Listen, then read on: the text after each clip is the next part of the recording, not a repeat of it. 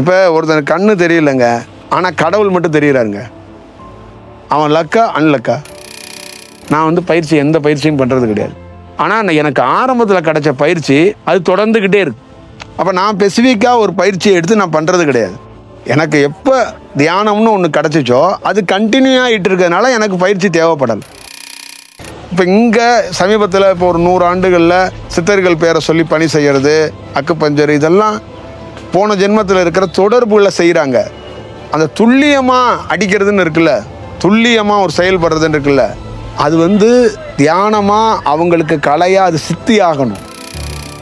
ஒரு மருத்துவர் பல உயிர்களை காப்பாற்றுறாரு, ஆனால் கடைசியில் அவர் உயிரை அவர் காப்பாற்றிக்க முடியாமல் செத்து போயிடுறாரு. அவர் எப்படி சாக போகிறோங்கிறது கூட அவருக்கே தெரியாமல் போயிடுது இதா. ஆனால் ஒரு ஞானி ஆகப்பட்டவன், படிக்காதவன், பள்ளிக்கூடத்துக்கே போகாதவன், நான் இப்படி தான் சாவேன்னு அவன் வரையறை பண்ணுறான். அப்போ சித்தர்கள் அப்படின்னா என்னென்னா சுடுகாடையே காணாதவர்கள் தான் சித்தர்கள். சித்தர்கள்ட்ட 2 விஷயம், கருப்பைக்குள்ளேயும் போக மாட்டான், சுடுகாட்டுக்குள்ளேயும் போக மாட்டான். நீ ஒருத்தர் சும்மா அப்படி பார்த்துட்டாவே தப்பு தான். அது என்ன அலைவரிசைகளில் அது மாறி போயிடும். தியானத்துக்குள்ளேயும் இதே தான்.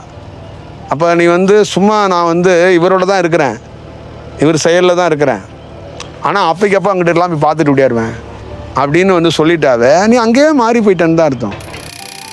இதுதான் என்னுடைய சக்ஸஸ், இதுதான் என்னுடைய அனுபவம். தியானத்தில் இருக்கிற உண்மையான சீக்ரெட் என்னன்னா, அது காட்டுற பாதையை ஒரு துளி கூட பிசுறு இல்லாமல் அந்த பாதையில் நடக்கிறேன். எனக்குன்னு ஒரு தனிப்பட்ட முறையில் சில கருத்துக்கள்லாம் இருக்கும், அதெல்லாம் நான் வந்து செயல்படுத்தவே மாட்டேன். புரியுதுங்களா? அது பிரபஞ்சம் என்ன சொல்லுதோ அதை தான் நான் செயல்படுத்தணும். என்னுடைய கருத்துக்களாக நான் செயல்படுத்தவே மாட்டேன். அது என்னென்னா ஒர்க் ஆகாது. நீங்கள் உங்கள் லைஃப் வந்து நீங்கள் எதிர்பார்க்காத நிறைய விஷயங்கள் நடக்கும். நீங்கள் அதுக்காக நான் அதிசயம் பண்ணிக்கிட்டே இருக்கணும்லாம் நீங்கள் நினைக்க வேண்டாம். சில இடங்களில் நீங்கள் அழுகிற இடத்துல கொஞ்சம் அழுக வேண்டியது இருக்கும், சில சறுக்கிற இடத்துல சறுக்க வேண்டியது இருக்கும். அதெல்லாம் கொஞ்சம் கொஞ்சமாக சரியாகும். நீ வந்து கெட்ட குருவை கூட கும்பிடு, கெட்ட குருவுக்கு பூஜை பண்ணு, ஆனால் நீ உண்மையாக இருந்தனா அந்த அந்த இறைவன் மேஜிக் பண்ணுவான்.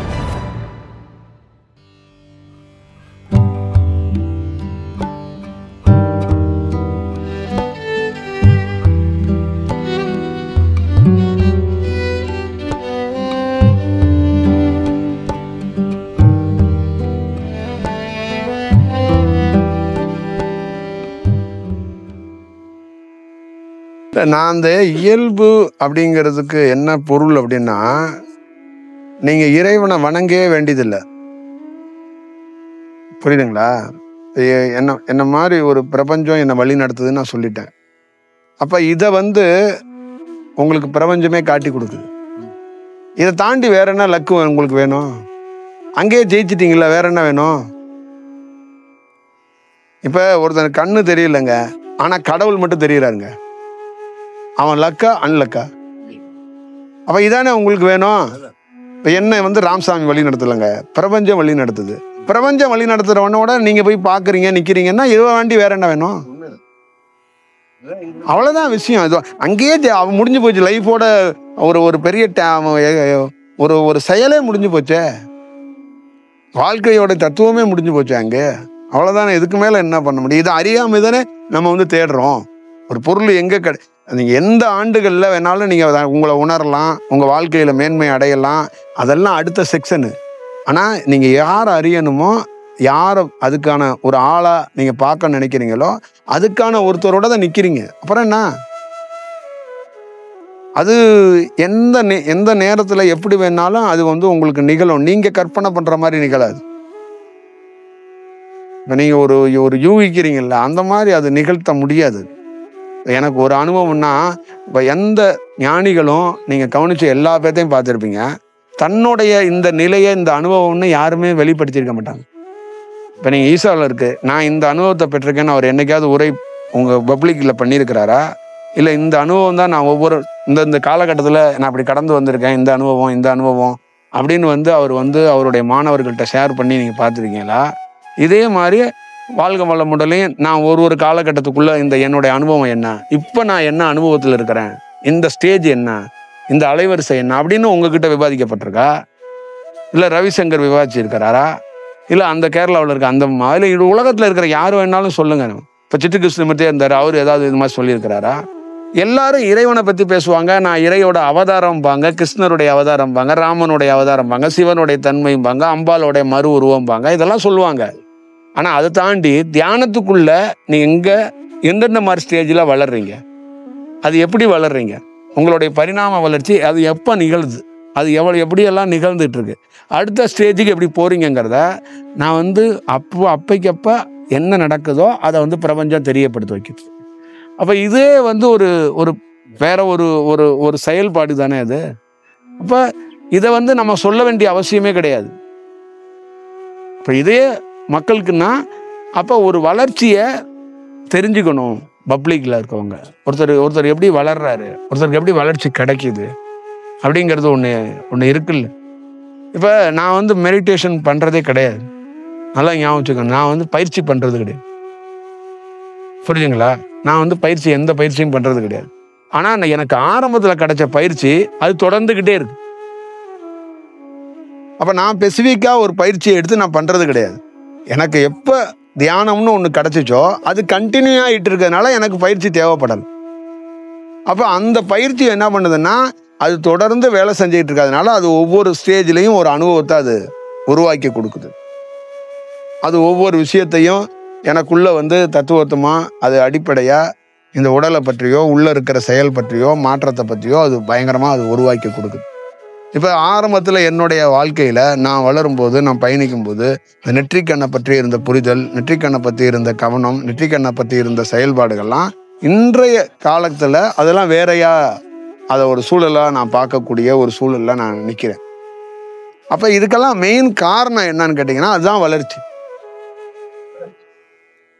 அப்போ எனக்குள்ளே என்ன நிகழுதுன்னா நானே தினந்தோறும் இன்னமும் நான் இந்த பொசிஷனில் நானே டெய்லியும் வளர்ந்துக்கிட்டு இருக்கேன், புரியுதுங்களா? அந்த வளர்ச்சி அப்படியே நடந்துக்கிட்டே இருக்கு, நிகழ்ந்துக்கிட்டே இருக்கு. இதை நீங்கள் வளர்ச்சின்னு வச்சுக்கலாம், சுழற்சின்னு வச்சுக்கலாம், புரியுதுங்களா? அப்போ 3 வடிவத்துக்குள்ள எனக்குள்ள வளர்ச்சி பரிணாமத்தை நான் சமீப காலத்தில் சந்திச்சிருக்கிறேன். ஒரு வடிவம் என்னன்னு கேட்டிங்கன்னா இந்த சுவாசத்தில் இந்த துவாரத்தை கவனித்து, மூக்கு துவாரத்தை கவனித்து இரவு தன்மையில் இருக்கிறத பகல் தன்மையாக எப்பொழுதும் வெளிச்சமாக இருக்கிறதுக்கு ஒரு தன்மையை நம்ம பார்த்துருக்கோம். இது இதுக்கான ஒரு செயல்பாடுகள் ஒரு அனுபவமாக நடந்திருக்கு. அடுத்த அனுபவமாக இந்த நாதவிந்து ஒளியாக மணியை கட்டணும்னு சொல்லுவாங்கள்ல, மணிம்பாங்க, ஒளிம்பாங்க, இந்த நாக கல்லா மாறுதும்பாங்கல்ல, அந்த மாதிரி ஒரு அனுபவத்தை பார்க்கறதுக்கு ஒரு வாய்ப்பை உருவாக்கணும். 2, 3வது காலத்தையும் நேரத்தையும் எப்படி அந்த செயல்பாடுகளை எப்படி கண்காணிக்க முடியுமா, பார்க்க முடியுமா, கணிக்க முடியுமாங்கிற அந்த செயல்.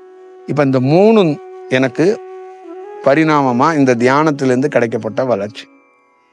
இந்த 3ஐயும் நாம் பெற்ற முடியுமா? இந்த 3க்காகனா ஸ்பெசிஃபிக்காக எந்த பயிற்சியும் நம்ம செய்யலாம். இந்த 3ஐயும் பெறத்துக்கோ இந்த 3 எப்படி கிடைக்குங்கிறதுக்கு எந்த அடிப்படையும் எனக்கு தெரியாது. அப்போ அடிப்படையாக இந்த பிரபஞ்சம் எப்படி வழி நடத்தியிருக்கு ஒருத்தரை பாருங்க. அடிப்படையாக அவருக்கு தெரியாது. அடிப்படை தெரியாத ஒருத்தரை இந்த அனுபவம் பெற வைக்கிறதுக்கு அது எவ்வளோ பெரிய வேலையை, அது எவ்வளோ பெரிய வாய்ப்புகளை அது உருவாக்கி இருக்கு பாருங்க. இப்போ தமிழ்நாட்டில், இந்தியாவில் இதை 3 பற்றி அடிப்படையாக நிறைய புத்தகத்தை ஆய்வு பண்ணிக்கிட்டு ஒரு விஞ்ஞானி மாதிரி எல்லா ஆசிரமத்திலையும் தினந்தோறும் என்ன நடக்குது அப்படின்னா, தினந்தோறும் மக்கள்கிட்ட 3 மாதத்துக்கு ஒருக்கா தன்னுடைய தியானத்தை புதுப்பிக்கிறதுக்காக ஒரு டெக்னிக் பாயிண்ட் நடந்துக்கிட்டே இருக்கு. ஒரு குருநாதர் என்ன பண்ணுறாருன்னா ஓடி போய் ஒரு அறைக்குள்ளே போய் பூந்துக்கிறாரு. ஒரு அறைக்குள்ளே பூந்துக்கிட்டு அங்கே உட்காந்துக்கிட்டு அங்கே நடக்கிறது எல்லாத்தையும் வச்சுக்கிட்டு அவர் அங்கேருந்து அவருடைய தியானம், அவரோட சுழற்சி எல்லாத்தையும் அப்டேட் கொடுக்கலன்னா மக்கள் நம்மக்கிட்ட லைன் பைட்டில் நிற்க மாட்டாங்க. அப்போ புதுசாக எதையாவது ஒன்று கொடுக்கணுன்னு அவங்க அதை சேஞ்ச் பண்ணிக்கிட்டே இருக்கிறாங்க. அப்போ அவங்க என்ன பண்ணுறாங்கன்னா தியானத்துக்குள்ள தியானம் அப்படிங்கிற ஒரு பொருளை வச்சு இந்த பிரபஞ்சத்தில் போய் நிறைய புத்தகத்தை படிக்கிறதோ நிறைய விஷயத்தை அவங்க எப்படியா கண்டறியணுங்கிறதுக்காக கண்டறிந்து மக்களை நிறைய பேருக்கு கலைகளை அந்தந்த சூழலில் இருக்கிறத மாற்றி கொடுக்கணுங்கிறதுக்காக ஒரு வேலையை செஞ்சுக்கிட்டே இருக்கிறாங்க. அப்போ எனக்குள்ள அந்த மாதிரி நிகழலை, அதுவாகவே இயற்கையாகவே ஒரு காலகட்டத்தில் அது வளர்ச்சியை அது தானாக அது நிகழ்த்துது. அப்போ நிகழ்த்துறத மக்கள்கிட்ட வந்து எதை சொல்லப்படணும், எதை பேசப்படணுமோ அதை நம்ம பேசுகிறோம். அதே நேரத்தில் எந்த கலையை மக்கள்கிட்ட கொடுக்கணும், அவங்கள எப்படி ஆசீர்வாதம் பண்ணணும், அவங்கள எப்படி வழி நடத்தணும் அப்படிங்கிற அந்த உன்னதமான செயலை மட்டும்தான் நமக்கு சொல்லி கொடுத்துருக்கு. அவங்கள வேற வடிவத்துக்குள்ளே பண்ணலை. இப்போ நீங்கள் மற்றதெல்லாம் பார்த்தீங்கன்னா, ஒரு ஆளுங்கட்சியும் எதிர்கட்சியோட நோக்கம் என்ன இருக்குன்னா, கட்சி தொண்டனை தக்க வைக்கிற மாதிரி பப்ளிக்கை கரெக்ட் பண்ணணும். அப்போ பப்ளிக்கை கரெக்ட் பண்ணுறதுக்கான திட்டங்களை தான் ஆளுங்கட்சியும் எதிர்கட்சியுமே மேற்கொள்ளுது. புரியுதுங்களா? இப்போ ஆளுங்கட்சி ப்ரெசன்ஸில் ஏதாவது ஒரு வேலை செய்யணும். அந்த வேலை செய்கிறத எதுக்கலட அது வேலை பப்ளிக்கு தெரிஞ்ச மாதிரி அந்த ஆளுங்கட்சியை ஆப்போசிஷன் பண்ணி எதிர்கட்சி வேலை செய்யலைன்னா எதிர்கட்சி செத்துட்டான்னு சொல்லிடுவாங்க. அப்போ இவங்க 2 பேருடைய ப்ரெசன்ஸ் எப்படி இருக்குன்னா, கட்சிக்காரனையும் தக்க வைக்கணும், மக்களையும் தக்க வைக்கணும். அப்போ தான் இருப்பையும் காட்டி கொள்றதுக்கு புது புது யூகங்களில் புது புது யுத்தியில் ஒரு வேலை செஞ்சுக்கிட்டே இருக்கிறாங்க. புரியுதுங்களா? இப்போ இதே தான் எல்லா ஆசிரமத்துலையும் நடக்குது. ஆனால் நம்மக்கிட்ட அந்த மாதிரி யுத்தியும் கிடையாது, எந்த தேவையில்லாத சக்தியையும் பயன்படுத்துறது கிடையாது. நீங்கள் எல்லா ஆசிரமத்தையும் நீங்கள் கண்காணிச்சே பாருங்கள். இந்தியா ஃபுல்லாக கண்காணிச்சிட்டிங்கன்னா அதுக்கு எல்லா செயல்பாடுகளையும் உங்களுக்கே தெரியும். அப்போ ஒரு மனிதன் செல்ஃபாக வளர்கிறதுக்கும் அவன் செயற்கையாக அவனை வளர்த்துக்கிறதுக்கும் அவனை மேம்படுத்திக்கிறதுக்காக பல புத்தகங்களை ஆய்வு பண்ணி அதில் இருக்கிற குறிப்புகளை எடுத்து மக்கள்கிட்ட கொடுத்து இது மேம்படையும் அப்படின்னு நம்பிக்கை அடிப்படையில் ஒன்று பண்ணுறது ஒன்று இருக்குல்ல, அதுதான் வந்து இப்போ மருத்துவத்துக்கும் சித்தர்களுக்கும் என்ன வித்தியாசம்னா, மருத்துவர்கள் வந்து பல நாள் ஒரு மருந்து ஆய்வு பண்ணி அதை டெஸ்ட் பண்ணி எலிக்கு கொடுத்து, குரங்கு கொடுத்து, அவனுக்கு கொடுத்து, இவனுக்கு கொடுத்து, எல்லாத்தையும் கொடுத்து அதை மக்கள்கிட்ட கொண்டாந்து அதை ஒரு செயல் பண்ணி அதை அங்கீகாரம் பண்ணி கொடுத்து அதை ஒரு பெரிய வணிகமாக மாற்றிடுவான். இவங்க சித்தர்கள் என்னன்னா அதை கண்டுபிடிச்சு தனக்குள்ள முதல்ல செலுத்தி பார்த்துருவாங்க. அதை பார்த்து அடுத்த கட்டமாக அவன் என்னவா பண்ணுவான், அந்த மருந்தே இல்லாமல் அவனுடைய தியான வடிவத்தில் அந்த சக்தியிலேயே அந்த நோயை குணப்படுத்துறதுக்கான வாய்ப்பை உருவாக்குவான். இப்போ ஒரு கேன்சர் வந்துடுது, நீங்கள் நல்லா ஞாபகம் வச்சுக்கோங்க, கேன்சர் நோய் வந்துடுது. இப்போ அவங்க வந்து ஹீமோ கொடுக்கணும் அப்படின்னு சொல்லுவாங்க. அந்த ஹீமோ அது வந்து என்னன்னா, வெப்பங்கள் அதிகமாகும் போது நரம்பு மண்டலங்களில் ப்ராப்ளம் வர வாய்ப்பு இருக்குது. இரத்த நாணங்களில் இருக்கிற இரத்த ஓட்டங்கள் இருக்குல்ல, அது பழைய மாதிரி இயங்காது. உங்களுக்கு ரத்தம் வந்து அது வந்து அதிகமான மின்சாரத்தன்மையில் செயற்கையாக செலுத்தப்படுறது அந்த ஹீட்டு. அதில் உங்களோட செல்கள்லாம் பாதிக்கிறதுக்கு வாய்ப்பு இருக்குது. அந்த ஹீமோ எதுக்கு கொடுக்குறாங்கன்னா, செல்கள் எல்லாத்தையும் கொளுத்துறாங்க. ஒரு குப்பை கிடக்குல, குப்பையை வச்சு கொளுத்துறது மாதிரி அந்த கேன்சரில் இருக்கிற செல் எல்லாத்தையும் கொளுத்துறதுக்கான வாய்ப்புகளை உருவாக்குறாங்க. அப்போ என்னன்னா, நல்ல செல்லுகளும் அதில் சாவும். அப்போ நல்ல செல்லு சாகும்போது நீ வந்து என்னாவ, நீயே வந்து ஒரு பாதி சுட்டக்கோழி பாதி உயிர்கோழியாக மாறிடுவ. அப்போ இந்த கேன்சரில் ஹீமோ கொடுக்குறவனுக்கு முடியிலிருந்து அவனுடைய எல்லாமே என்ன ஆகும்னா கொட்ட ஆரம்பிச்சிடும். எல்லா தோல் தன்மை எல்லாமே கண் காது எல்லாமே மாறிடும்.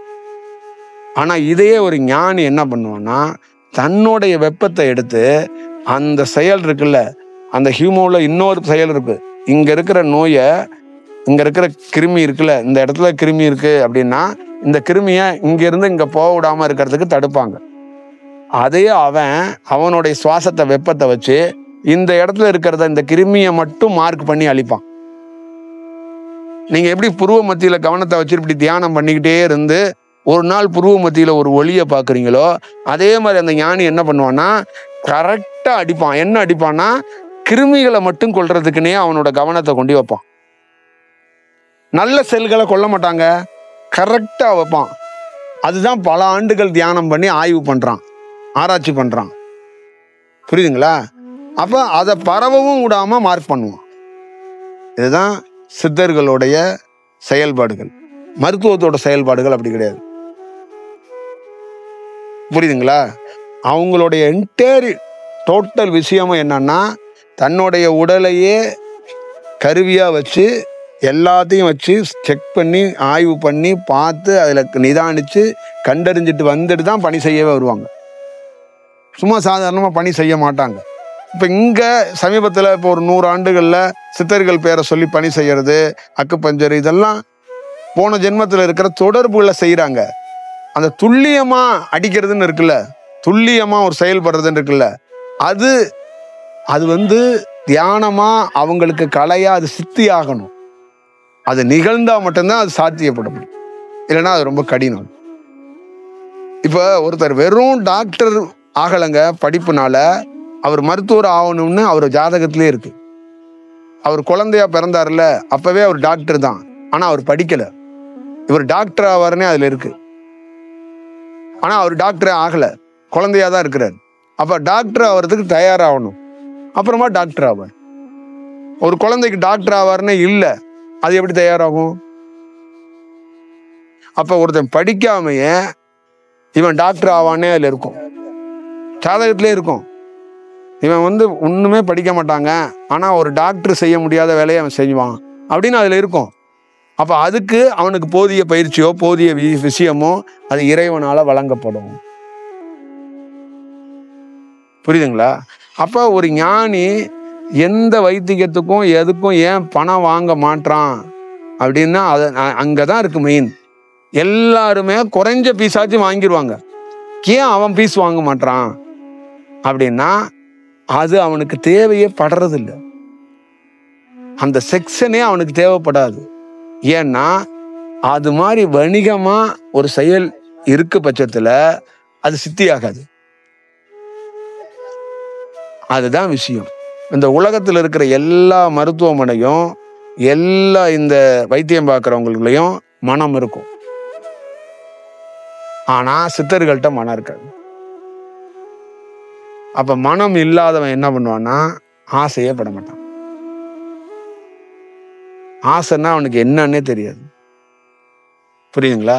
இந்த பிரபஞ்சம் நடுநிலையா இருக்கு, கெட்டே போகல, கரெக்டே ஆகலைன்னா அதுக்கு மெயின் காரணம் மனம் இல்லாதனால. இல்லைன்னா அண்ட சராசரத்துல இப்படி ஒரு சூரியன் மாதிரி சந்திரன் மாதிரி எந்த எதிர்பார்ப்பும் இல்லாம உருவாக்க முடியாது. நான் சொன்னேன்ல ஒரு சித்தர் ₹1 கூட காசு வாங்கலன்னு, அந்த மாதிரி ₹1 கூட காசு வாங்காம எதுவும் இல்லாம தான் சந்திரன் சூரியனை உருவாக்கப்பட்டிருக்கு. அப்ப மனம் இருந்துச்சுன்னா அவன் கிளைம் பண்ணிடுவான், இது என்னோட ப்ராடக்ட், இது நீ இதை யூஸ் பண்ணக்கூடாது அப்படின்ட்டுருவான். அப்புறம் அவன் வேலை செய்யறதுக்கு சர்வீஸா கொடுப்பான். அவ்வளோதெல்லாம் இவ்வளோ பெரிய இஷ்யூ இருக்கு. அப்போ அந்த இறைத்தன்மைங்கிறதுக்குள்ள என்னன்னா அதுகிட்ட மனம் கிடையாது. என்னை ஒருத்தன் வழி நடத்துறான்னா அவங்ககிட்ட மனம் இல்லை, அவங்ககிட்ட ஆசை இல்லை. அதனாலதான் மிக சரியா எப்படி வழி நடத்துறான்னா அவனை மாதிரியே நம்மளை வழி நடத்துறான். இப்போ அவன் ஒரு ₹500 வாங்கி, ₹1000 வாங்கி, ₹2000 வாங்கி, அதை பண்ணு இதை பண்ணுன்னு சொல்லியிருந்தானா நம்ம வேற ரூட்ல போயிடும். இப்போ அவங்ககிட்ட அது இல்லை, அவங்ககிட்ட அந்த டோட்டலாகவே அந்த மாதிரி ஒரு சூழலே இல்லை. அவன் இல்லாதனால தான் மரணம் இல்லாமல் இருக்கிறான். அது இருந்துச்சுன்னா அவன் மரணத்துக்குரியவன் ஆயிடுவான். ஒரு மருத்துவர் பல உயிர்களை காப்பாத்துறாரு, ஆனா கடைசியில் அவர் உயிரை அவர் காப்பாற்றிக்க முடியாம செத்து போயிடுறாரு. புரியுதுங்களா? அவர் எப்படி சாக போறோங்கிறது கூட அவருக்கே தெரியாம போயிருது. புரியுதா? ஆனா ஒரு ஞானி ஆகப்பட்டவன், படிக்காதவன், பள்ளிக்கூடத்துக்கே போகாதவன், நான் இப்படிதான் சாவேன்னு அவன் வரையறை பண்றான்.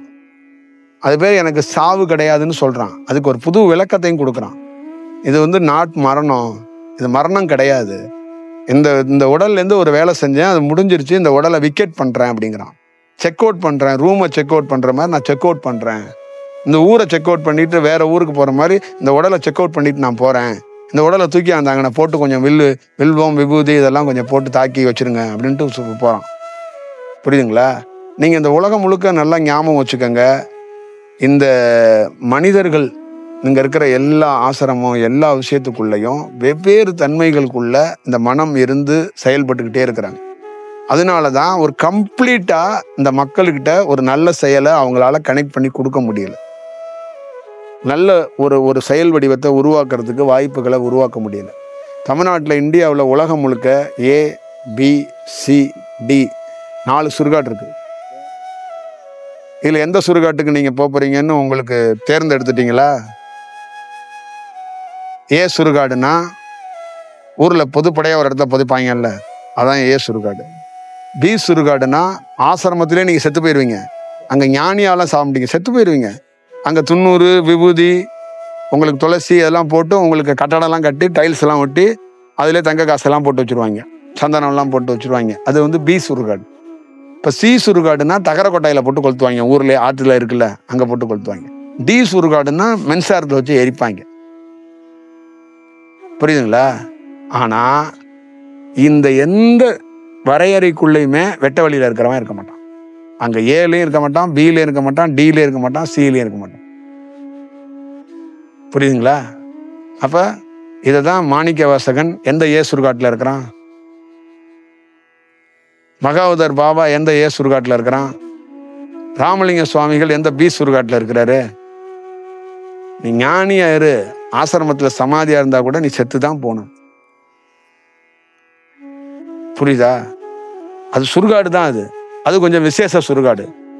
ஏன் சுடுகாடு கொஞ்சம் டைப்பான சுடுகாடு, அந்த சுடுகாடு கொஞ்சம் விசேஷமான சுடுகாடு. பாட்டெலாம் போடுவீங்க, கொஞ்சம் சாம்பிராணி புகையெல்லாம் காட்டி விடுவீங்க. புரியுதா? அப்போ அவன் என்ன சொல்றான்னா, தியானம் தன்னை உணர்தல் அப்படிங்கிறது சுடுகாட்டுக்கே போகக்கூடாதுங்கிறான். சுடுகாடு இல்லாத ஒரு சூழலை உருவாக்கு,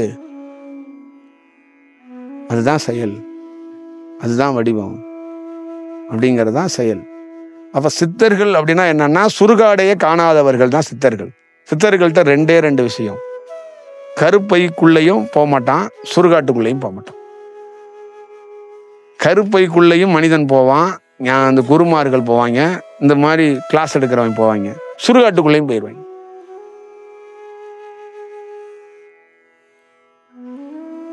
புரியுதா? அப்ப இதுதான் விஷயம்.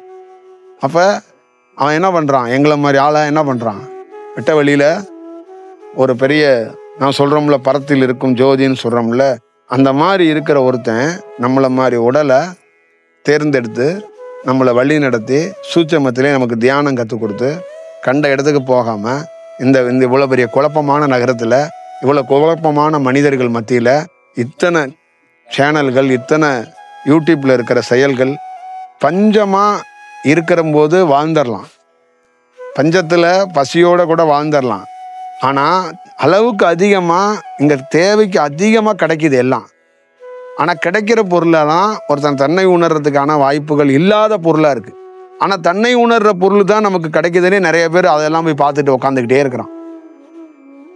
இப்போ நிறைய பேர் தமிழ்நாட்டில், இந்தியாவில் என்ன ப்ராப்ளம்னா, அந்த ஞானிய ஆவணுங்கிறதுக்காகனே சித்தர்கள், பாடல்கள், குருக்கள், தியானங்கள், நெற்றிக்கண்கள், குண்டலினின்னு போட்டால் பார்த்துக்கிட்டே இருக்கிறான். ஏன்னா அவனுக்கு ஏதாவது அதுலேருந்து ஒரு மெசேஜ் கிடச்சி நம்ம முன்னேறிட மாட்டோமா, ஒரு செயல் வடிவம் வந்துட மாட்டோமா, அப்படிதான் அவன் பார்க்குறான். ஆனால் அடிப்படையாக இப்படி இவ்வளோ தேவைக்கு அதிகமாக இருக்கிறதுல ஒரு டைவர்ட் ஆகி போகிறதுக்கு வாய்ப்புகள் இருக்கு. மக்கள் என்னன்னா, எப்பயுமே அளவுக்கு மீறினா அமிர்தம் நஞ்சும் சொல்லுவாங்கள்ல, அந்த மாதிரி அளவுக்கு அதிகமாக உங்ககிட்ட பண்டிலாக கிடக்கு. அப்போ எங்களெல்லாம் என்ன பண்ணான்னா, அந்த மாதிரி ஒரு சூழலுக்குள்ளே போக விடாமல் அந்த தியானத்தையோ ஒரு செயலையோ ஒரு ஊருக்கு போகிறதோ ஒரு நகரத்துக்குள்ளே போகிறதோ அதை அவங்க சூட்சமத்தில் இருந்து வழிகாட்டி வழிகாட்டி வழிகாட்டி இந்த உடலை நல்ல தன்மைக்கு வந்ததுக்கப்புறம் அவன் என்ன பண்ணான், ஒரு தாய் வயிற்றுக்குள்ளே போய் நம்ம கருவாக இருந்து உருவாகிறோம்ல, அந்த மாதிரி நமக்குள்ளே வந்து அட்டாச் ஆகுறான்.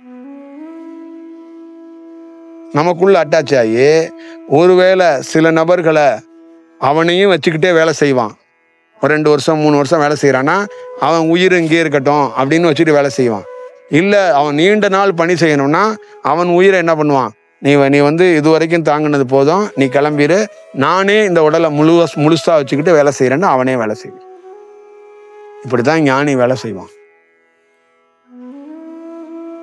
புரியுதுங்களா? இந்த செயல்பாடுகள் மக்களிடம் கிளாரிட்டியாக எங்கே கிடைக்குது? எந்த சித்தர் பிறந்தான் கருவில் அப்படின்னு கிளாரிட்டியாக ஒவ்வொருத்தனையும் சொல்லணும் முடியல. உலகத்திலே இயேசுநாதர் பிறந்தாரா உண்மையிலே அப்படிங்கிறத கிளாரிட்டியாக ஒரு பக்தன்ட்ட சொல்லிடணும்ல, அது நம்பகத்தன்மையோடு சொல்லிடணும். ஒருவேளை பிறந்திருக்கலாம், இல்லை பிறக்கலை அப்படிங்கிறத கிளாரிட்டியாக சொல்ல முடியுமா? ராமலிங்க சாமி உண்மையிலே மருதூரில் பிறந்தாருன்னு சொல்ல முடியுமா? புக்கெல்லாம் இருக்குது, எழுதியிருக்கு. அது உண்மையிலே பிறந்தாரா? அது உறுதியாக சொல்ல முடியுமா? அதுக்குள்ளெல்லாம் நீ போய் உள்ள ஆய்வு பண்ணி டீப்பாக அது அப்படி பிறந்தாரா, அவர் தான் பிறந்தாரா, இல்லை அவர் உடலுக்குள்ள அட்டாச் ஆனாரா, அதெல்லாம் என்னன்னு தெரியணும்ல. அப்போ இதெல்லாம் அடிப்படையே இல்லாமல் நம்ம வணங்குவது, பார்ப்பது, போவது, இதெல்லாம் என்ன செயல்பாடுகளில் எங்கே போய் இதெல்லாம் முடியும்? இதெல்லாம் அடிப்படையே தெரியாமல் நம்ம எந்த தத்துவத்தை, எந்த அடிப்படையில் நம்ம வந்து உயர்ந்து வர போகிறோம், உயர்ந்த செயல்களை அடைய போகிறோம்? புரிஞ்சுக்கணும்ல. அப்போ இறைனா எப்படி இருக்குது, பிரபஞ்சம்னா எப்படி இருக்குது, சக்திங்கிறாங்களே இதெல்லாம் எப்படி இருக்குது, அலைவரிசைங்கிறாங்களே இதெல்லாம் என்ன, காந்த அணுக்கள், காந்த செயல் அப்படின்னா இதெல்லாம் என்ன மாதிரி செயல்பாடுகள், இதெல்லாம் எப்படி உருவாகுது, இதெல்லாம் எப்படி நம்மளை தொடர்பு கொள்ளுது, இதுகளுக்குள்ளெல்லாம் என்னென்ன இருக்கு, இதெல்லாம் வந்து கிளாரிட்டியாக மக்கள் தெரிஞ்சுக்க மாட்றாங்க. அவங்க வேற ஒரு வழிகளுக்குள்ளேயே அவங்க வந்து பிரயாணத்துக்கு பார்க்குறாங்க. எனக்குள்ள ஒரு 2-3 அனுபவம் பெறும்போதே நான் வந்து பெரிய பெரிய ஆளை ஆச்சா பூச்சான்னு சொல்லிட்டு தான் இருந்திருக்கேன் நான். அப்போ எல்லாம் எனக்குள்ளே இருக்கிற அந்த பிரபஞ்ச பேராட்டில் வந்து டபால்னு 2 அடிகளை போட்டு கப்பு சுப்புன்னு இரு, இந்த மாதிரி வந்து 1 லட்சம் அனுபவம் பார்க்கணும், 3 அனுபவம் பார்த்துட்டே நான் பெரிய ஆள் கரியாள்னு சொல்லிட்டு இருக்கேன் அப்படின்னு சொல்லி அதை ஒழுங்குபடுத்துது. இல்லைன்னா நம்ம என்ன இருந்திருப்போம், 3 அனுபவத்தை பெற்றுக்கிட்டு 30 வருஷத்துக்கு வண்டியை ஓட்டியிருப்போம். தெரியுமா உங்களுக்கு, என்ன தெரியுமா தெரியுமா தெரியுமா தெரியுமான்னு பேசிகிட்டே இருந்திருப்போம். அந்த 3 அனுபவத்தை கூட பெறாதவன் தான் மக்கள். அப்போ 3 அனுபவத்தை பெற்றவனை சாமியா கடவுளா கும்பிட்டு ரசிப்பான். ஆனால் அவன் சொல்றாருன்னு இந்த 3 அனுபவத்தை வச்சுக்கிட்டு என்ன தராசு கொடுத்துட முடியும், இதை கொடுத்துட முடியும். அதில் அவ்வளோ பெரிய சட்ட சிக்கல்லாம் இருக்கு. அப்போ உங்களுக்குள்ள நடக்கிற தியானம், உங்களுக்குள்ள இருக்கிற விஷயம்லாம் இதெல்லாம் பத்தாது. இதெல்லாம் இன்னும் கிளாரிட்டியாக, இன்னும் நிதானத்தோட நீங்கள்லாம் நிறைய விஷயங்களை கண்டறியணும், பார்க்கணும், பயணிக்கணும். அதுக்கான வேலைகள்லாம் நடக்கும். நீங்கள் அதுக்கு வந்து எப்படி இருக்கணும்னா, ஏன்னா வந்து பிரபஞ்சம், நீ வந்து ஈவினிங் வராத, மார்னிங்கில் வேலையை முடிச்சுட்டு போய் ஈவினிங் போய் ஒரு வேலை இருக்குது போய் உட்காரு அப்படின்னா நான் அதை தான் செய்யணும். நான் அதுக்கிட்ட போய் ஆலோசனை கொடுத்தேன்னு வச்சுக்கேன், அது ஓடி போயிடும். அப்போ நான் ஒரு விஷயத்தை உங்களுக்கு கற்றுத்தர்றேன், ஒரு சொல்லித்தரேன்னா அதில் நல்லதோ கெட்டதோ கொஞ்ச நாள் பயணிச்சுன்னா அப்போ தான் நீ வந்து வளருவ, அப்போ தான் ஒரு நல்ல செயலை நீ உருவாக்கிக்க முடியும். ஆனால் நீ வந்து 1/2 ஹவருக்கு 1 ஹவருக்கு ஒருக்கா என்னுடைய அலைவரிசையை கேட்குற, 1/2 ஹவர் 1 ஹவர் கழித்து உனக்கு என்னென்ன தோணுதோ செஞ்சுக்கிட்டு நான் இவரோட தான் இருக்கிறேன். சில பேர் சொல்லுவான் புருஷனோட தான் இருக்கிறேன்னு ஒரு பொண்டாட்டி சொல்லுவா. ஜன்னலை திறந்து பார்த்தோன்னா ஒரு அழகான பையன் போகிறான், இவ்வளோ அழகாக இருக்கிறான். அடுத்து இன்னொரு 1/2 ஹவர் கழித்து புருஷன் வருவார், தீயை போட்டு கொடுப்பா. இன்னொரு கதவை திறந்து பார்ப்பா, இன்னொருத்தன் கிராஸ் பண்ணி போவான். ஏன்னா இவன் அழகா, இவ்வளோ அழகா இருக்கிறான் இவன். அப்போ புருஷனோட தான் இருக்கிறா, ஆனால் அவள் ஒரு நாளைக்கு 20 பேர்த்த ரசிச்சிட்டா. அது நீங்கள் புருஷனோட இருக்கிறத தாண்டி எப்போ அந்த மாதிரி ரசிக்க ஆரம்பிச்சிட்டிங்களோ அப்போ நீங்கள் புருஷனோட இருந்தானா இல்லைன்னா என்ன, புரியுதுங்களா? கணவனோட இருக்கிறதுனாலே நீ பொண்டாட்டி ஆயிட முடியாது. நல்லா ஞாபகம் வச்சுக்கணும். நிறைய பேர் நினைக்கிறாங்கன்னா கையை பிடிச்சிக்கிட்டு யாரோடையும் தவறு தண்டா பண்ணாமல் இருக்கிறதுனால நம்ம சுத்தமான ஆள்கள் நினச்சிக்கிறாங்க. நீ ஒருத்தர் சும்மா அப்படி பார்த்துட்டாவே தப்பு தான். அது என்ன அலைவரிசைகள்ல அது மாறி போயிடும். புரியுதா? அப்போ இதே தான் தியானத்துக்குள்ளேயும் இதே தான். அப்போ நீ வந்து சும்மா நான் வந்து இவரோட தான் இருக்கிறேன், இவர் செயலில் தான் இருக்கிறேன், ஆனால் அப்பைக்கப்போ அங்கிட்ட எல்லாம் போய் பார்த்துட்டு விட்டியாருவேன் அப்படின்னு வந்து சொல்லிட்டாவே நீ அங்கேயே மாறி போயிட்டேன்னு தான் அர்த்தம். தியானத்துக்கு அடிப்படை என்ன தேவை? ஒரு நிலை தேவை. இப்போ நீ ஒரு நிலையை கலைச்சிக்கிட்டே இருந்தனா நீ எங்கே வளருவ? எப்படி வளருவ? இப்போ என்ன சொல்லிக்கிறீங்கன்னா நாங்கள் உங்கள் சங்கத்தில் தான் இருக்கிறோம், உங்கள் கட்சியில் தான் இருக்கிறோம், ஆனால் நாங்கள் அவ்வப்போது ஊரெல்லாம் சுற்றி ஊரில் இருக்கிற எல்லா விஷயத்தையும் கேட்டுக்குவோம், அங்கங்கே போய் தலையெல்லாம் கொடுத்துக்குவோம், ஆனால் அங்கெல்லாம் போய் சேர மாட்டோம், இங்கே தான் இருப்போம் அப்படின்னா நீ வளர மாட்ட. நீ என்னன்னா அந்த கட்சிக்கார மாதிரி உறுப்பினர் கார்டை வாங்கிட்டு இங்கேயே கிடக்க வேண்டியதான். அது அப்படி கிடையாது இல்லை வளர்ச்சிங்கிறது. புரியுதுங்களா?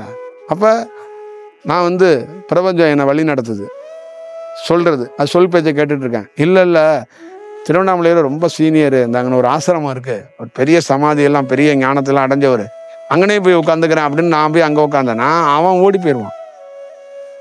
அப்போ நமக்கு ஏற்ற மாதிரி ஒரு வேலைகள்லாம் செய்யக்கூடாது.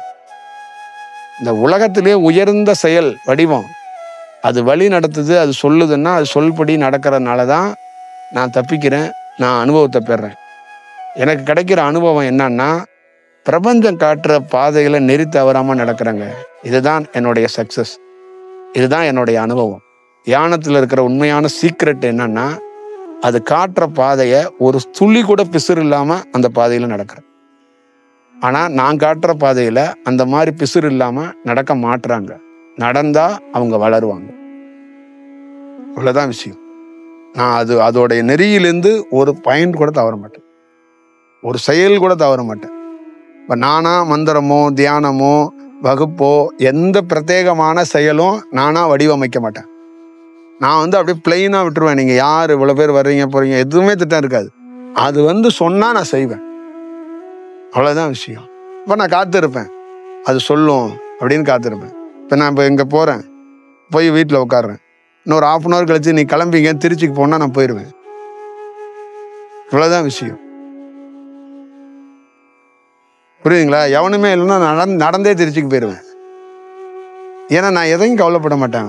அது சொன்னால் அதை நான் களத்தில் இறங்கி செய்வேன். மாடியிலேருந்து குதிச்சிருந்தாலும் குதிச்சிருவேன். சத்தியமாக குதிச்சிருவேன்.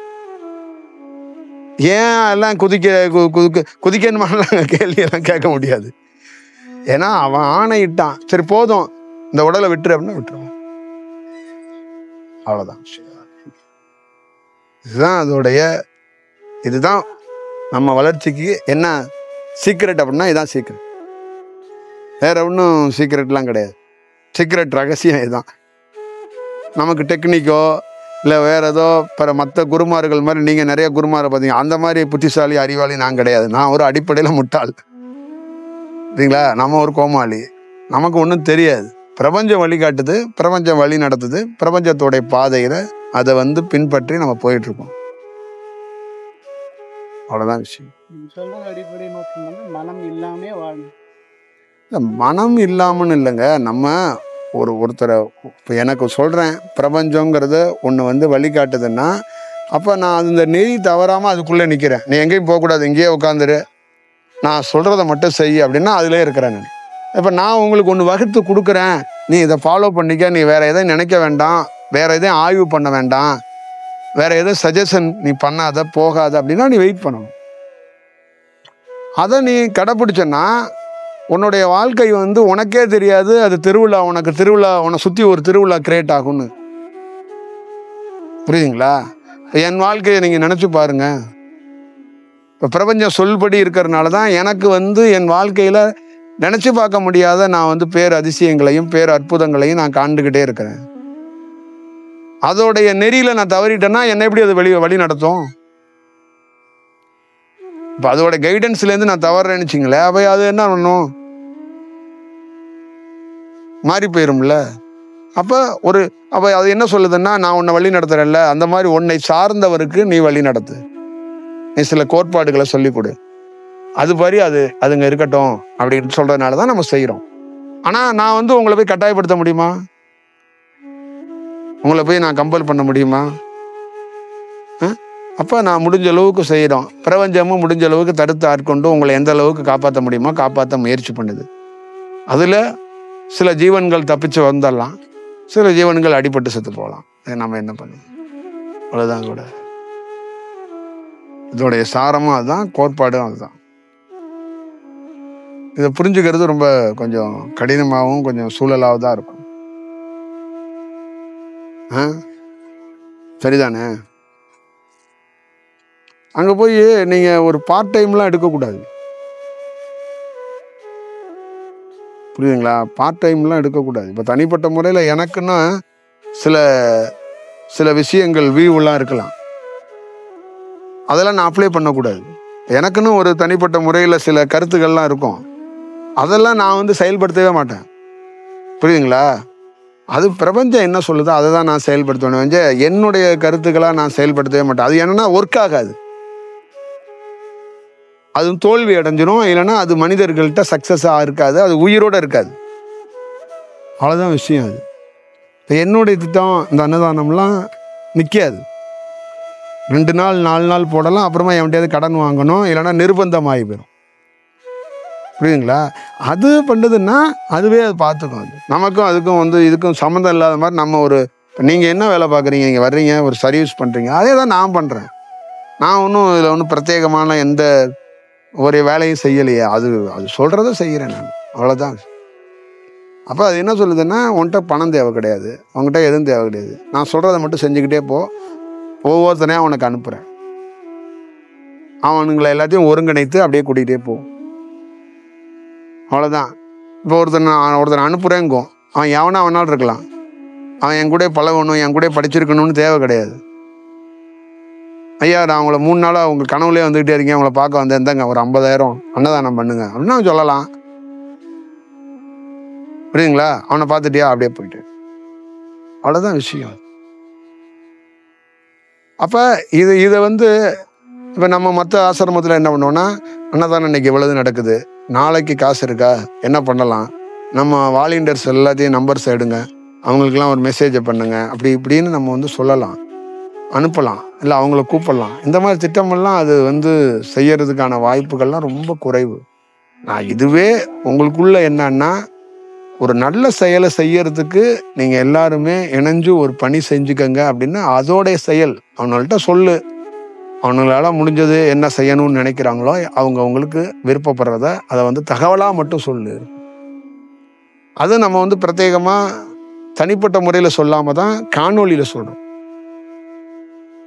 தனிப்பட்ட முறையில் உங்களுக்கு ஒரு குறுஞ்செய்தியாவோ உங்களுக்கு ஒரு மெசேஜாவோ உங்களுக்கு பண்ணி உங்களை தனிப்பட்ட முறையில் பிரத்யேகமாக தொடர்பு கொண்டு ஒரு வேலை செய்யறது கிடையாது. அதான் இதில் இருக்கிற ரகசியம். அப்போ அந்த பிரபஞ்சத்துடைய உன்னத தன்மையோட நீங்கள்லாம் வளரணும், நீங்கள் ஒரு இருக்கப்படணுங்கிறது தான் அதோடைய நோக்கம். இப்போ நீங்கள் அதை கடைப்பிடிச்சிட்டிங்கன்னா நீங்கள் உங்கள் லைஃப் வந்து நீங்கள் எதிர்பார்க்காத நிறைய விஷயங்கள் நடக்கும். நீங்கள் அதுக்காக நான் அதிசயம் பண்ணிக்கிட்டே இருக்கணும்லாம் நீங்கள் நினைக்க வேண்டாம். சில இடங்களில் நீங்கள் அழுகிற இடத்துல கொஞ்சம் அழுக வேண்டியது இருக்கும், சில சறுக்கிற இடத்துல சறுக்க வேண்டியது இருக்கும், அதெல்லாம் கொஞ்சம் கொஞ்சமாக சரியாகும். புரியுதுங்களா? இப்போ எனக்கே வந்து சில இடங்களில் பிரபஞ்சம் இதை வேற மாதிரி கூட செஞ்சுருக்கலாம், நான் கொஞ்சம் இதாக இருக்கேன் அப்படின்னு நினைக்கும் போது கூட அதுக்கு 1000 காரணங்கள் அது வச்சுருக்கு.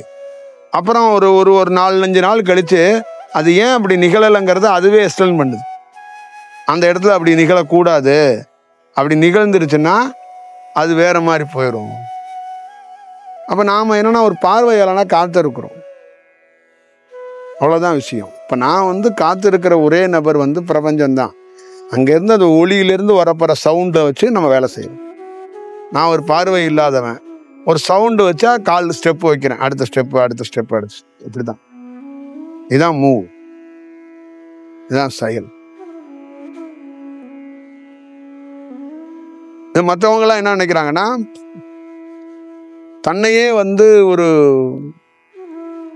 தன்னையும் பிரபஞ்சத்தையும் வந்து பிரித்து பேச வேண்டிய அவசியம் இல்லை. நம்மளே ஒரு பிரபஞ்சம்தான். ஆனால் இருந்தாலும் அதை ஏன் பிரிக்கிறோம் அப்படின்னா, உங்களுக்கு அது பிரித்து பார்க்க கற்றுக்கிட்டிங்கன்னா நல்லாயிருக்கும். அது ரொம்ப ஒரு ஒரு பயணத்துக்குள்ளே இருக்கிறதுக்கு எப்படி அப்படிங்கிறதுக்கு ஒரு வழிகாட்டியாக இருக்கும். அப்போ நம்ம கொடுக்குற தியானமோ செயலோ நீ வந்து நம்பிக்கை அடிப்படையில எல்லாம் இல்லாமல் அது ஒரு வேலை செய்யும்பா அப்படின்னு நீ அந்த வேலையை செஞ்சுட்டு அதில் போய்கிட்டே இருக்கணும், அவ்வளோதான் விஷயம். அது வேலை செய்யுமா அப்படின்னு நீ அதுக்கிட்டே சந்தேகத்தை கேட்டு கேள்வியை கேட்டு டவுட் ஆகியே பண்ணிக்கிட்டு அப்படிலாம் இருக்கக்கூடாது. புரியுதுங்களா? வேறு வழி இல்லைங்க, கொஞ்சம் இந்த 3 மாதம் பொறுமையாக இருப்போம், இது சரியாக இல்லைன்னா 3 மாதம் கழித்து மாறிடுவோம் அப்படிலாம் சொல்லிட்டுலாம் பயணம் பண்ணக்கூடாது. இது வந்து மனிதர்கள் செயல் கிடையாது. புரியுதா? திடீர்னு பிரபஞ்சத்தில் 3 மாதம் உன்னோட கால நேரம் சரியில்லாமல் இருக்கும், அந்த இடத்துல எந்த இறைவனுடைய அலைவரிசையும் வராமல் இருக்கும். திடீர்னு 4வது மாதம் பார்த்தீங்கன்னா பிச்சுக்கிட்டு வரும், உன்னாலாம் யூகிக்க கூட முடியாது. அந்த மாதிரிலாம் அதிசயம் நடந்துடும். அது கால கணக்குன்னு சொல்கிறது அதுதான், காலத்தோட செயல். உனக்கு வந்து அந்த காலத்தில் சரியில்லாத நேரத்துக்குள்ள அது இந்த இடத்துல ஒரு கட்டுப்பாடாக கம்மியாக தான் உனக்கு ரேடியேஷன் கிடைக்கணும்னா கிடைக்கும். அப்போ அந்த நேரத்துலையும் நீ காத்திருக்கணும். அந்த நேரத்தில் நீ அவசரப்பட்டு ஏதாவது ஒரு வேலைகளை பார்த்துட்டேன்னா மேலும் நீ என்ன பண்ணுவ, அடுத்து இந்த மாதிரி அலைவரிசையை நீ உணர்றதுக்கோ கிடைக்கிறதுக்கோ ரொம்ப கடினம். மக்கள் என்ன பண்ணுறாங்கன்னா ஒவ்வொரு காலகட்டத்திலையும் அலைவரிசையை சேஞ்ச் பண்ணிக்கிட்டே இருக்கிறாங்க. சிம் கார்டை தூக்கி போட்டு வேற சிம் கார்டு வாங்குறோம்ல, அந்த மாதிரி தான். அந்த மாதிரி அலைவரிசைகளை சேஞ்ச் பண்ணிக்கிட்டே இருக்கிறாங்க. காத்திருக்க மாட்றாங்க. ஒரு ஒரு ஒரு ஒரு ஒரு கிரிப்பாக இருக்க மாட்றாங்க. வீடுகளே நீங்கள் பாருங்கள், உங்களுக்கே வீடுகள்லேயே பார்த்தா தெரிஞ்சிருமே, ஒரு அலைவரிசையிலே நீங்கள் இல்லையே. ஒரு ஒரு ஏதோ ஒரு கமிட்மெண்ட்டுக்காக தான் நிறையா வீட்டில் கணவன் மனைவியே நிற்கிறாங்க. இல்லைன்னா புட்டுக்கிட்டு போயிடும் அதெல்லாம். புரியுதுங்களா? அவங்கெல்லாம் ஒரு நேச்சரெல்லாம் நிறைய கணவன் மனைவியெல்லாம் நிற்கலை. நிறைய வீட்டில் பார்த்தீங்கன்னா ஒரு தாய் தந்தை உறவு சில சூழல்கள்னால நின்னுடுறாங்க. ஆனால் அவங்கள தனிப்பட்ட முறையில் கேட்டிங்கன்னா விருப்பம் கிடையாதுங்க, ஆனால் என்ன பண்ணுறது, பிள்ளைக்காக இருக்கிறேன், இவரோடலாம் இருக்கிறதுக்கு எனக்குலாம் விருப்பம் இல்லை, அவர் இவளோட இருக்கிறதுக்கெலாம் விருப்பம் இல்லைன்னு தான் நிறைய பேரோட ஸ்டேட்மெண்ட்டாகவே இருக்கும். நிறைய கட்சிக்காரங்களையும் கேட்டால் சொல்லுவான், இந்த கட்சியில் இருக்க எனக்கு விருப்பமே கிடையாதுங்க, அது என்னமோ தெரியலங்க, வேறு கட்சிக்கு ஓட்டு போடவே எனக்கு கை போக மாட்டுதுங்க, சரி என்னத்தை போய் தொலைஞ்சிட்டு போகுது, அப்படியே இருந்துட்டு போகிறோம் அப்படின்ட்டு சொல்லிட்டு போயிடுவாங்க. இந்த மாதிரி தான் ஃபேமிலி வாழ்க்கை. புரியுதுங்களா? உன்னோடலாம் இருக்க முடியாது, எங்கள் அப்பா என்ன போட்டு கொன்றுவார், கேள்வியாக கேட்பாரு, சரி எங்கள் அப்பாவுக்காக போடணும் வாழ்ந்துட்டு இருப்போம். இந்த மாதிரி தான். அப்போ இதே மாதிரி தான் அந்த குரு விஷயங்கள்லாம். 10 வருஷமாக தியானம் பண்ணிக்கிட்டே இருக்கேன், ஒன்றையுமே காணோம். அதனால் 11ஆவது வருஷம் வேறு ஏதாவது ஆசிரமத்தை தாண்டி குதிச்சு அதுலேருந்து பெரிய வளர்ச்சியை கண்டரலாம் அப்படின்னு நினைக்கிறது இல்லை. அதான் நான் பலமுறை சொல்லியிருக்கிறேன், நீ கெட்ட குருவை கூட கும்பிடு, கெட்ட குருவுக்கு பூஜை பண்ணு, ஆனால் நீ உண்மையாக இருந்தனா அந்த அந்த இறைவன் மேஜிக் பண்ணுவான். அதுதான் சொல்கிறது. நீ என்னை கும்பிட்றதுக்கு நீ சாமியாராக இருக்க வேண்டியதில்லை, ஒரு வெட்டியானா கூட இருக்கலாம், ஒரு தோட்டக்காரனா கூட இருக்கலாம். புரியுதுங்களா? ஆனால் நீ உண்மையாக இருக்கணும், அவ்வளோதான். உண்மைன்னா அந்த கரெக்டாக நேசிப்புகள், கரெக்டான விஷயங்கள். இப்போ எனக்கு நீ உண்மையாக இருக்க வேண்டாம், இறைவன்னு ஒருத்தர் இருக்காண்டா அந்த உலகத்தில், அவனை நான் பார்க்கணும்டா, அதுக்காக நான் என்னையே கூட கொடுப்பேன்டா அப்படின்னு நீ உண்மையாக இரு. இதுதான் உண்மை. புரியுதா? ஆனால் நீ நிற்கிற ஆப்போசிட்டில் நீ பார்த்து வச்சிருக்க குரு டுபா குரு, அவன் கடவுளே பார்த்தது கிடையாது, அவனோட போதனைகள் அவனோட சிந்தனைகள்லாம் கடவுளே அவனே பார்த்தது கிடையாது, அவன் எப்படி உங்களை பார்க்க வைப்பான்? புரியுதுங்களா? நீ புத்தர்னு சொல்கிறவன் கடவுளை பார்த்தவன், நீ கர்த்தர்னு சொல்கிறவன் கடவுளை பார்த்தவன், ராமலிங்க சுவாமின்னு சொல்கிறவன் கடவுளை பார்த்தவன். இப்போ இங்கே கடவுள் மாதிரி ஒரு செயலை பார்த்துட்டு உனக்கு போதனை கொடுத்துட்டு இருக்கான். இப்போ கடவுள் மாதிரி பார்த்துருக்கேன்னு சொல்கிறான், அவன் கடவுளாக பார்க்கல. அவன் புரியுதா? அவன் கடவுள்லாம் பார்க்கல, கடவுள் மாதிரி ஒருத்தருங்க, புரியுதா?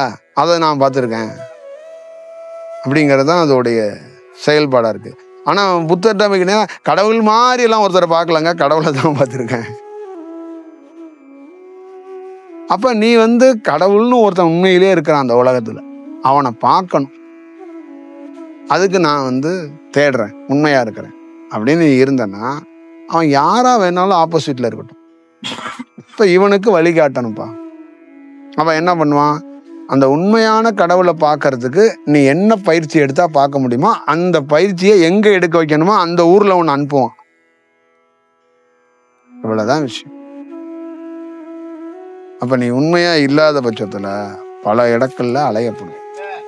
அப்போ ஏதோ ஒரு இடத்துல முன் ஜென்மத்தில் இருக்கிற தொடர்புல உங்களை பிரபஞ்சம் தடுத்து ஆட்கொண்டு திருப்பி திருப்பி என்கிட்ட அனுப்புது.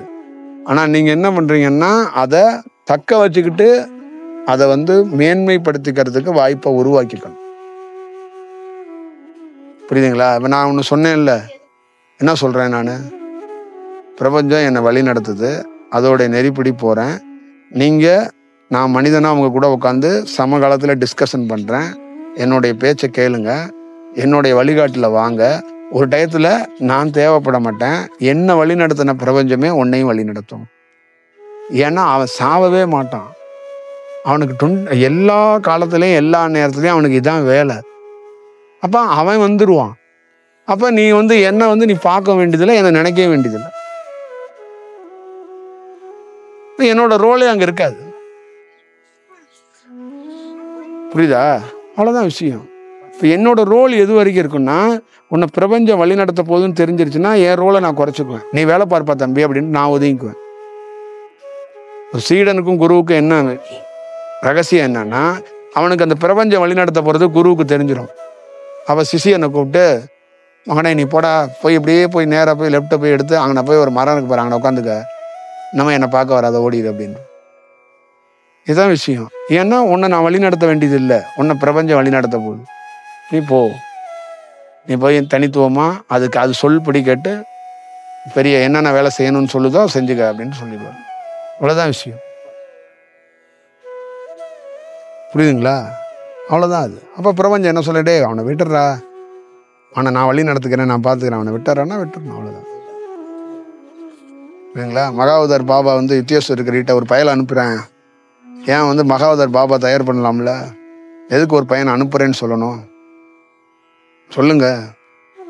களத்தில் நீ தான் இருக்கிற, என்னுடைய அலைவரிசை வேற, நான் அவனை தயார் பண்ண முடியாது. நான் வந்து எப்படி இருக்கிறேன்? ஒளியாக இருக்கிறேன். ஒரு ஒளியாக இருக்கிறவன் போய் ஒரு மனிதனை போய் தயார் பண்ண முடியுமா? நீ எப்படி இருக்கிற? மனித உடலோடு இருக்கிற, உனக்குள்ள உள்ளுக்குள்ள அலைவரிசை இருக்கு, வெளியில் எப்படி இருக்கிற? மனித தேகத்தோடு தான் இருக்கிற யுத்தேஸ்வரிக்கிறி. இப்போ நீ அவனை வழி நடு. அதுக்கப்புறம் என்கிட்ட அமுச்சு வை. அவனை நான் எப்போ சந்திச்சு அவனுக்கு என்கிட்டேருந்து அலைவரிசை எப்போ கிடைக்கப்படணுமோ அப்போ நான் அவனை பார்த்துக்கிறேன். அப்படின்னு தானே அதோட செயல்பாடுகளில். அவர் வளர்ந்தாரா வளரலையா? யோகானந்தர் வேலை செஞ்சாரா செய்யலையா? அவ்வளோதான் விஷயம். புரியுதுங்களா? அப்போ அவங்க எல்லாருமே பாருங்கள், யோகானந்தரோ லாகிரியோ யுத்தேஸ்வரிக்கிரியோ அவங்க நேரடியாக பிரபஞ்சத்தோட செயல்பாட்டிலே இருந்ததுனால செயல்பட்டுச்சு. மற்றவர்கள் அந்த செயல்பாடுகள் கிடைக்கிறது ரொம்ப கடினமாகவும் சவாலாகவும் இருக்கும். ஆனால் அதையும் தாண்டி கடைப்பிடிக்கணும். அதுதான் விஷயம். அப்போ நமக்கு தியானத்தில் பெரிய அனுபவம் கிடைக்கணும்லாம் தேவை கிடையாது, கடைப்பிடித்துட்டோம்னாவே போதும். அது வந்து உங்களை வந்து நல்வழிப்படுத்திடும். அதுதான் நான் வந்து பல நாள் வந்து பல விஷயத்தில் எல்லா பேருக்கும் சொல்கிறேன். நீ தியானம் பண்ணி தான் நிலையை அடையணும்னு இல்லை, தியானமே பண்ணாமல் இறைவனுடைய நிலையை நீ உன்னால் அடைய முடியும். புரியுதா? தியானமே பண்ணாமல் இறைத்தன்மையை உன்னால் அடையவும் முடியும், உணரவும் முடியும். அது எப்படின்னா, அந்த இறைவன் தடுத்து ஆட்கொண்டு அவன் உனக்குள்ளே வந்து ஒரு வேலையை செஞ்சுருவான், உன்னை தயார் பண்ணுவான். புரியுதா? இந்த ப்ரொஃபஷ்னல் நான் வந்து ஒரு தியானம் பண்ணுறவன் கிடையாது. தியானம்னா அடிப்படையாக என்னன்னே தெரியாது. அதான் உண்மையை சொல்கிறேன். அடிப்படையாக எப்படி ஒரு ஒரு ஒரு முத்திரையை எப்படி பிடிக்கணும்னு கூட எனக்கெல்லாம் தெரியாது. அப்போ இதை எப்படி உருவாக்கியிருக்காங்கன்னு பார்க்கலாம். புரியுதுங்களா? இதுதான் விஷயம். அது ரொம்ப முக்கியம். பல ஆண்டுகள் சிறு வயதிலேருந்து பயிற்சி பண்ணி தியானம் பண்ணுறதுங்கிறது வேற. அடிப்படையே தியானமே தெரியாதவங்க ஒரு தியானமாக மாறி போகிறதெல்லாம் எப்படி நிகழும்? இதுதான் ரொம்ப முக்கியம். அங்கே ரிஷிகேஷில் இருந்தார் நம்ம சிவானந்தா. அவர்லாம் வந்து உரையாடினார், எல்லாம் செஞ்சார். ஆனால் அவங்க செயல்பாடுகள் வேற வடிவத்தில் இருந்துச்சு. அவங்களுடைய சிந்தனைகள், அவங்களுடைய அன்னைக்கு காலகட்டத்தோட செயல்பாடுகளில் கீதையை அவங்க வந்து ஒரு உரையாக கொடுத்து அவங்களோட செயல்பாடுகள் வேற. நம்மளோட செயல்பாடுகள்லாம் வேறையா. அதனால் அதெல்லாம் நீங்கள் புரிஞ்சுக்கணும்.